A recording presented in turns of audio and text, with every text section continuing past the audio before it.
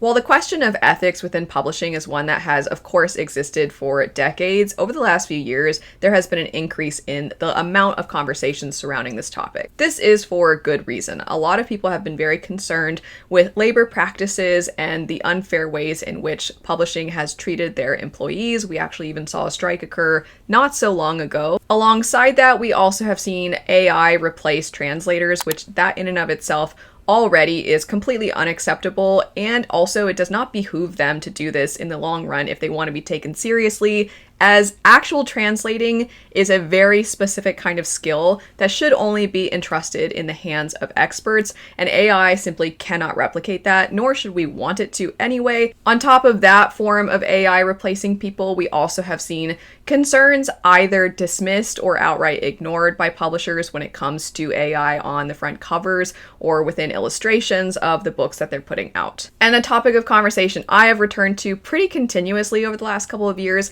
is the level of editing that we have been seeing. And also, after having discussed this, I have had individuals reach out to me who are more involved in the industry, talking about how a lot of times editors aren't really in-house anymore, or it is becoming rarer because instead they are trying to have them be more so freelance. Books are not going through the rigorous process of editing as thoroughly as they used to in the past, and it just feels as though everything is being delivered to us borderline unfinished. And we now have officially hit, for me, what is one of the worst indications of publishing absolutely not caring for authors, not caring for the people who work for them, and not caring for readers as well. It seems as though they are set upon establishing themselves as only being interested in making money. And I want to, before I even get into the main meat of the conversation today, obviously acknowledge the fact that publishing is a business, and of course businesses want to make money. That does not mean, however,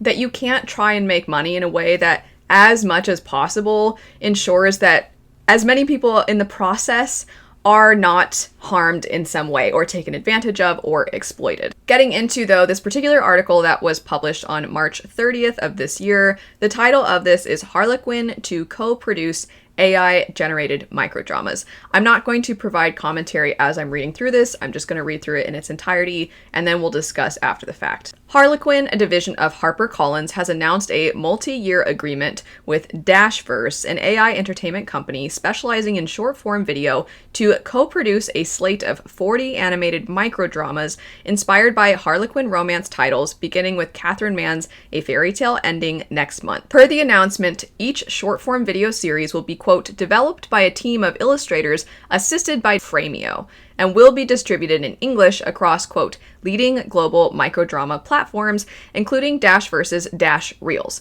The concise, mobile-friendly episodes are intended to appeal to on-the-go audiences, the publisher said. In a note to Publishers Weekly, Harlequin EVP and publisher Brent Lewis declined to answer questions about the specifics of the deal. He said that authors will receive royalties from the videos, which will be monetized via ads and, on certain platforms, subscriptions. Additional adaptations are slated for release in May, including Forbidden Fiji Nights with Her Rival by J.C. Haraway, Newlywed Enemies by Jackie Ashenden, The King's Pregnancy Proposition by Laquette, and Mistletoe Baby Mix-Up by J.C. Haraway. Quote, Harlequin romance stories have a long-standing legacy of resonating with readers through their universal themes of love and connection, Lewis said.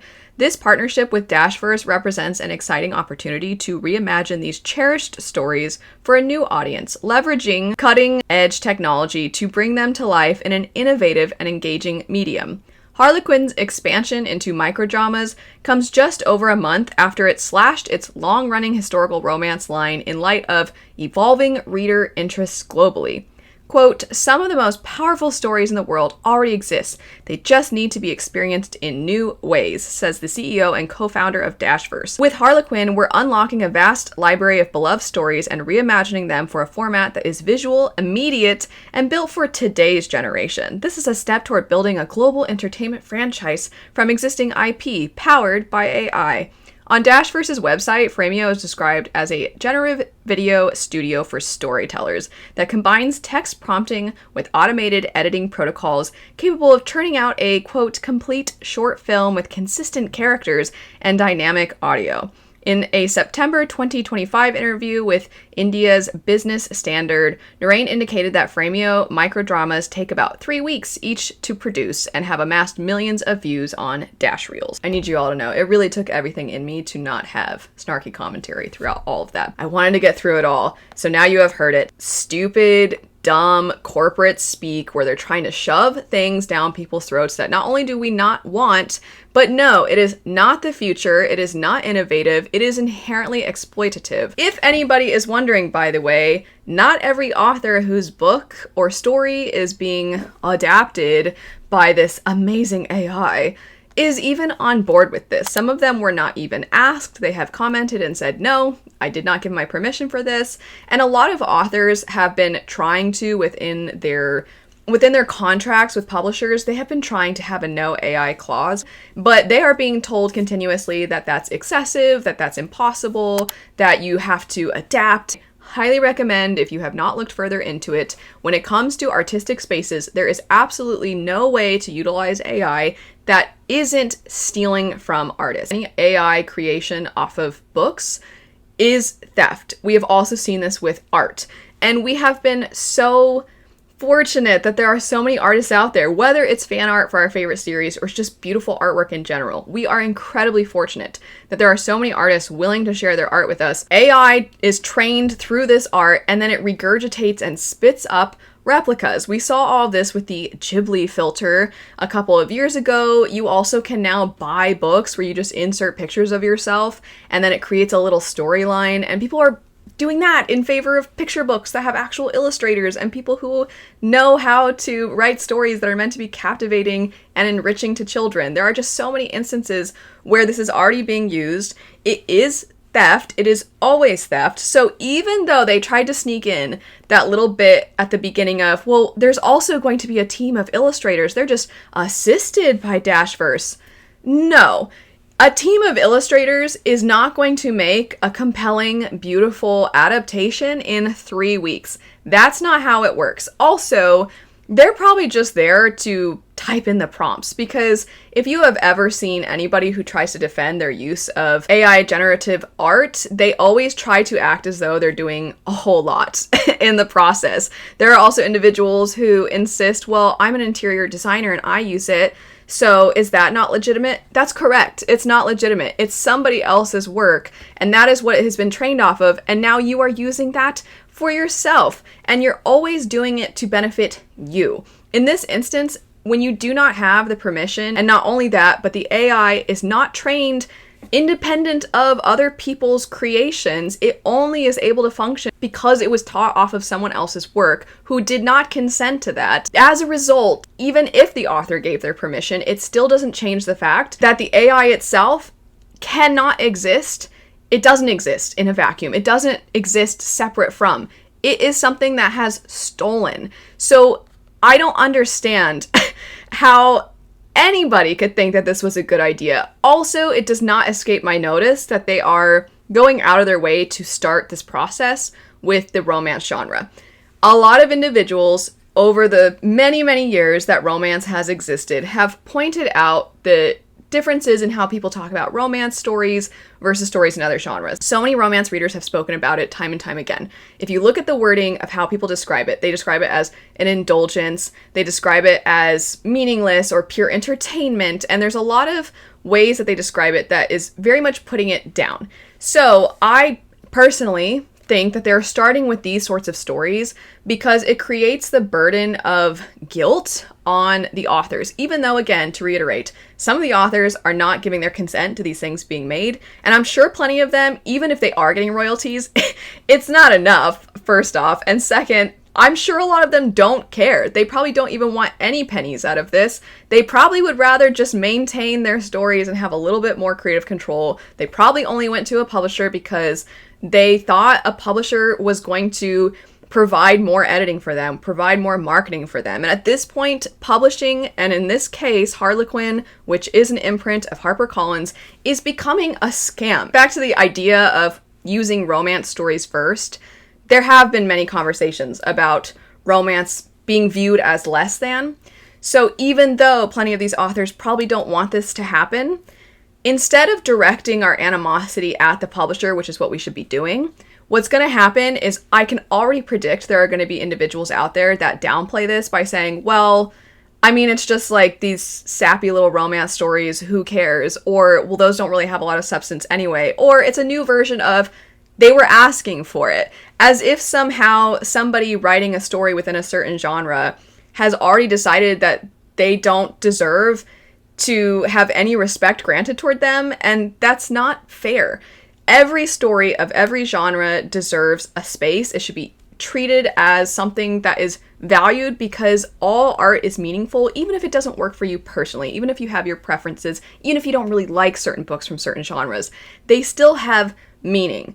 And also part of why they have meaning is because they are providing commentary on the human condition, because they are uplifting, because they are inspiring, because they hold up a mirror to our own world, and they are reflecting sometimes really difficult truths back onto us. It allows for us to have empathy built, introspection. It allows for so much, and we're cheapening all of that or just throwing it all away for a quick buck. It's extremely harmful to the entirety of publishing, and also I really highly doubt it's just going to stick here because they recognize fully that society at large doesn't take romance that seriously. Yes, I'm aware that it's more popular than ever, especially with fantasy romance, but that doesn't mean that popularity equals anybody taking it seriously or anybody respecting it. So they're very aware that people don't respect it already.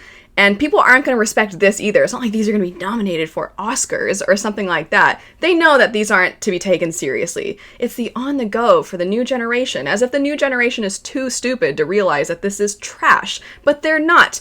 Most of us do not want this. Of course, you'll find the occasional person that'll roll over and take it, and they'll say things like, well, it's the future, you just have to accept it. Those people will always exist, but the majority of us are not okay with this. I am curious to know what would happen if they decided to make these off of things like Lord of the Rings, something that is considered for a lot of people a staple within the fantasy genre. If they did this for something like Gravity's Rainbow or Infinite Jest. But because we have this idea of, oh look, happy, fun, silly, quote unquote, romance stories, it just feels like it's fitting because they've succeeded in convincing people that you don't have to take these things seriously. That's why they're starting here. It's going to seep into everything. And I'm of the mindset that it doesn't matter where it goes. It is unacceptable in every space. In every way, in every genre, this is not acceptable. I also would be so curious to know for the quote where it says that these are cherished stories for a new audience. I'm curious how many of these stories this particular man has even read, first off. And second, when you say that they're cherished and you're trying to bring them to a new audience, it's not like we're talking about extremely old stories that no one has heard of. These are newer works. These are works by individuals who you are exploiting right now, who you are trying to take advantage of right now, because it is prime time to do that. Everything is set up at your fingertips. And I guess maybe they thought we would just have this go unnoticed. I don't want any authors, of course, to have their careers put on the back burner or harmed because they're trying to speak up against this, and they probably at this point don't have enough of an established career where they can push back. So I hope that there are authors or people within the industry who they have an established career where they can risk pushing back against this. There was a strike not that long ago, and there probably will be a strike again. I'm at a point now, even though I don't want any careers to be put on hold or for people to have to sacrifice, I hope that they do have a strike at some point. Because what is the publisher going to be like, well, I guess we'll just create everything with AI? Because all you're doing at that point is guaranteeing that nobody or very few people are going to check that out. Because as much as they keep trying to convince us otherwise, we care about human beings, we care about human-led stories, and we care about human-created stories.